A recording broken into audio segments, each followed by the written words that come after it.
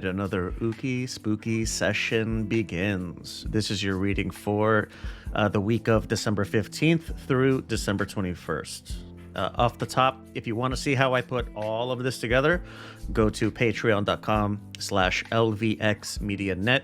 You can see the whole shebang. There's a whole ritual that goes into it. So, before we start, I want you to get a question very clear in your mind. Preferably yes or no, but it doesn't have to be. All right. So let's get started with the card layout that we have here. Our starting energy of the week here in the first position is the inverted Knight of Cups. Now, this is the keywords here are disappointment, turmoil, or avoiding conflict. But avoiding conflict, going along to get along. You know what I mean? In our second position, we have the Lovers. This is our struggle or obstacle. Now, despite the name, this does not necessarily mean romance, right? It's just unions, partnerships, or relationships of any kind. In our third position here, we have the Nine of Wands. Now, this is what we're focusing on and embracing this week. So the Nine of Wands is perseverance and persistence. Our discard position, discarding things that are not serving us, is the inverted Five of Cups. From here, we're looking at acceptance, contentment, or moving on. It's not, maybe contentment isn't the right word, because you're not moving on or accepting things because they're going great, right? Our spiritual exercise down here in the fifth position is justice. This card represents truth, honesty, integrity, and justice. No shit. Here in our self-care position, this is the Fool, innocence, originality, and idealism. Right. Now, our supplementary cards that we have here on the outside, our sixth instinct is unfriendly. It's pretty straightforward, right? I have a hostile attitude. Our sixth instinct is artisan. This is someone who skilled craft worker. Our angel number is already upright because I'm very good at this. I'm very professional. This is a 2222. This is balance, humility, and patience. And our standard cartomancy is the Eight of Diamonds. So this is careful planning and resource management. All right. Into the whole thing. Now, based solely on keywords, this card right here, the inverted Knight of Cups, sounds like a really bad energy to start the week with and carry throughout the week. But there's plenty of upside to getting this card in our first position. I think that we can take the keywords of disappointment and avoiding conflict to mean that we're letting our emotions control our direction more than we should. And that when we act without rationale, we tend to be disappointed with the outcomes. The key takeaway to me is that while this card may sound like shit, there's more to consider than just the face. Moving here to the Lovers in the struggle position, it's not a great sign. Can't really, there's no way around that. Sorry. The Lovers usually signifies balance and harmony in partnerships and relationships.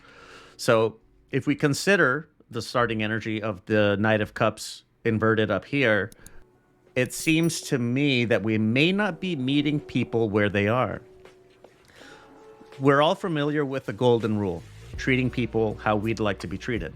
But I think in this context, when we're getting the Lovers here, that we might want to consider the platinum rule, which is treating others how they would like to be treated. The obstacle that we're trying to overcome this week seems to me is that we're treating people the way that we would want reciprocated. But a good way to think about this is like, how do you tell the difference between golden and platinum rule? Is think about love languages. How do you express love for others? How do you want love to be expressed to you. It's different for everyone, right? Now, our focus this week is perseverance. The Nine of Wands in this position is a clear message that while things may not be going as well as we'd like, this is not the time to give up. It's a battle that might feel all too familiar. Maybe you've had this same argument over and over, but perhaps it's outside perspective that may be what you need to refresh the will to continue this what feels like an endless struggle. And speaking of which, in our discard position here, what we're discarding that as no longer useful for us is the inverted Five of Cups. Now, typically we get this card when it's a sign to accept that we've failed or that the situation is not going to get better, and let go and move on. So this card, I don't know, it seems kind of contradictory to get it to get letting go of a failed situation and moving on in the discard position.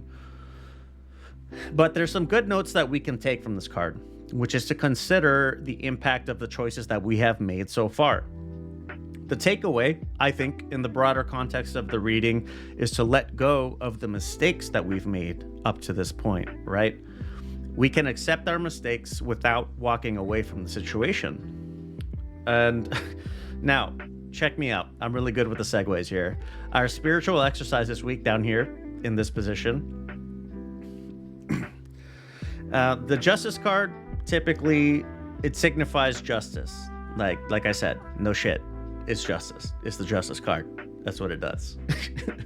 For our purposes, based on what we've been getting overall in the reading so far, I think that the justice that we're seeking is in a way of saying it's against ourselves. Now, if this overall reading is landing for you, then the justice that we need to seek is not for ourselves, but against ourselves with the wronged party in whatever relationship or partnership that we're dealing with, right? We haven't been meeting others where they are. We have not been meeting them where they want to be met. So the Justice card here, it's important to this is something that I struggle with, is it's important to not just take the blame for the sake of moving things along, right?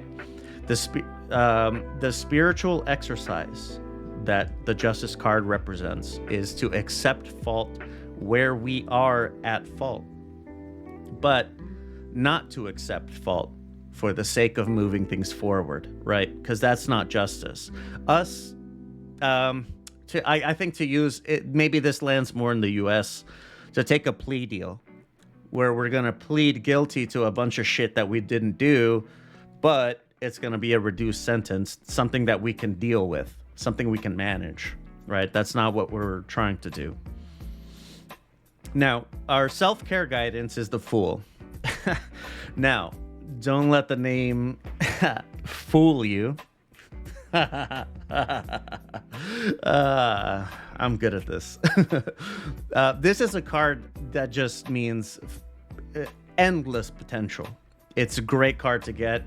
I think, so I always, anytime I've gotten this card, if you've been following Ookie Spooky Sessions for any period of time, you know, you've heard me mention this card as, I call it the fresh college undergrad. Just the bright-eyed, bushy-tailed, ready to take on the world, that can-do spirit that we all had, didn't we? I know I did when I was 22, 23, and I was just ready to take on the world and make my impact, however large the ripples may or may not be. But I think that this is the aspect of ourselves that we need to remember as we try to soothe and heal ourselves through what is a pretty tumultuous period. I think this is it's easy to say. I know that it's easy to say, very difficult to do, but we all make mistakes, and that's okay. Um, if nobody's, I don't know, trying to put this in a really gentle way, because my all of my analogies are from when I was in the military, but it's, if it's okay to make mistakes. If no one's hurt, no one's seriously hurt, then you can recover and you can grow from it. That's what's most important, is learning from your mistakes, which is what I think these cards in these positions down here, I think that's what those mean. Now, for our supplemental cards, we have some odd sort of stuff. The sixth instinct down here, it may not make sense when you take it literally, but if we remember that crafting and building relationships and partnerships is in itself a really great skill, then it's pretty clear why we have an artisanal hand as necessary for the week. Our angel number down here, now 2222. It's a good reminder of what is possible versus what is preferable. I myself have trouble keeping in mind that it's easy. It is possible and easy, to do things alone, but it's not nearly as fulfilling as you might think. I've gone through a considerable portion of my life alone, and it's not the same. But I guess to each their own, kind of. Our true intention here, pretty straightforward. The wording itself is, I have a hostile attitude.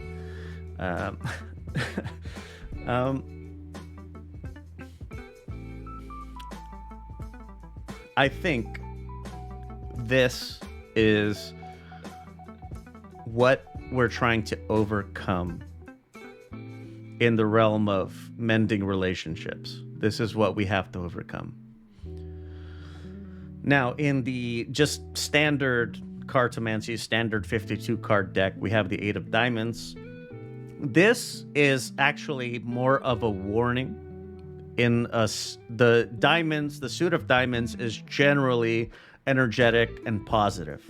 But my interpretation with us getting this, with all of these, is that while we should be putting good effort, honest, good faith effort into mending whatever situation that we're dealing with, it would be prudent to maybe not go all in a manner of speaking, right?